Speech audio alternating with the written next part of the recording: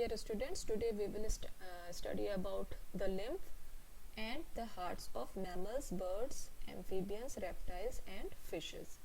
So what is lymph? Lymph is a kind of colorless fluid which is present in between the two cells. Okay, so just assume that there are two cells, so in between two cells there is a space present over there. Okay, and that space is known as intercellular space. The space between two cells is known as intercellular space, and in this space there is colorless fluid which is present, and this fluid is known as lymph. Okay, so how this lymph is formed? This lymph is formed from the plasma. We have studied that blood has four components: RBCs, WBCs, plasma and the platelets. So plasma was one of the component or fluid component of the blood. So this lymph is formed from that plasma which escapes from the capillaries. Fine. So now this lymph moves into the lymphatic capillaries which forms the lymph vessels, and then these joins into the larger veins. So now what is the function of this lymph? Lymph transports digested fats and drains excess fluid from intercellular spaces back into the blood. So whatever fat is formed in our body, that is transported with the help of the lymph also, and its main function is that if some extra fluid is present in the space between two cells, that is intercellular space, then it drains back that particular fluid into the blood. Now the lymph also contains lymphocytes, and the function of lymphocytes is to kill the germs and protect our body, to provide immunity to our body. Now let us study about the heart of mammal, birds, amphibians, reptiles and fishes. So first of all, the heart of the mammals. So just now we have studied that the heart in mammals and as well as in case of the birds, it is four-chambered, and both the right and left side of the heart is separated by a septum. And what was the function of that septum? We have discussed it yesterday. Its function was to prevent the mixing of the oxygenated and deoxygenated blood and to provide efficient supply of oxygen. Why this intermixing is prevented? It is required so that more energy, because our body requires more energy to maintain the body temperature. Okay, so this non-mixing of oxygenated and deoxygenated blood is prevented with the help of the septum, and it is done as it provides efficient supply of oxygen. Now comes the heart in amphibians and reptiles.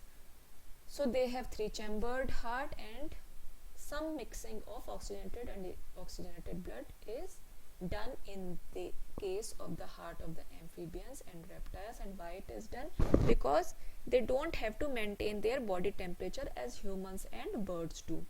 Their temperature is same as that of the surroundings. You must have observed that the reptiles and amphibians, like your home lizards or the snakes or the many amphibians, they hibernate during winters. Okay, and why do they do so? Because they cannot cope up with the changing temperature. They cannot maintain their body temperature as their surroundings, and their body temperature becomes same as that of the surroundings, so they hibernate themselves or they hide themselves. So that is why their body does not uses much energy to maintain the body temperature, and because of this, some mixing of oxygenated and deoxygenated blood is allowed in case of the amphibians and reptiles. And you must be remembering one exception in case of the reptiles where the heart was four-chambered. So now just recall what was the name of that particular animal in reptiles which had four-chambered heart. We have studied it in class 9th. Now let us come to the heart in fishes. Heart in fishes is two-chambered, and blood is oxygenated in the gills. So student, we have studied about the transportation in animals and in human beings. So now we will be studying about the transportation in case of the plants. So in plants also transportation takes place, because food, water and minerals, they have to be passed from one part of of the body of the plant to the another part of the plant, isn't it?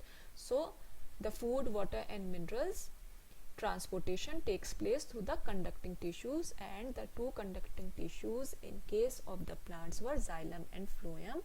You must recall it, you have studied it in class 9th.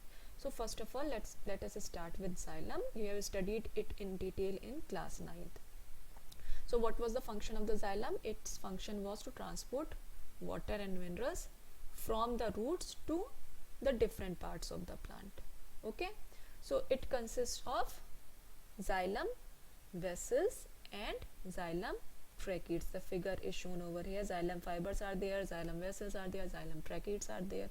They all have different functions. The function of tracheid is that it functions is both support water support and in water transport, and vessels are specialized for water transport, fiber cells are specialized for the support, and the tracheids, as it is clearly mentioned, it works both as a good support and also for the water transport.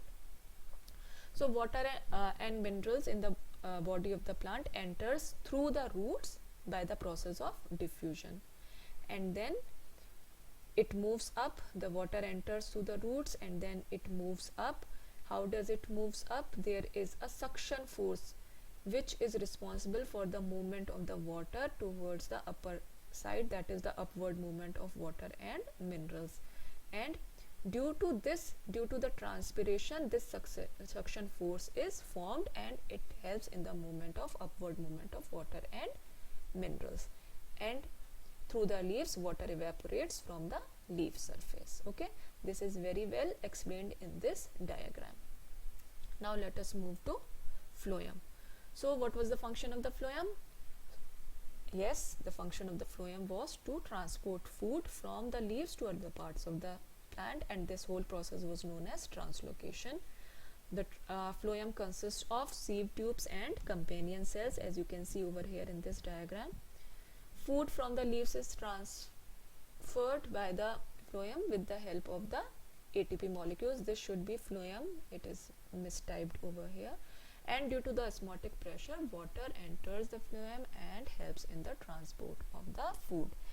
Students, we have studied about xylem and phloem in detail in class 9th also.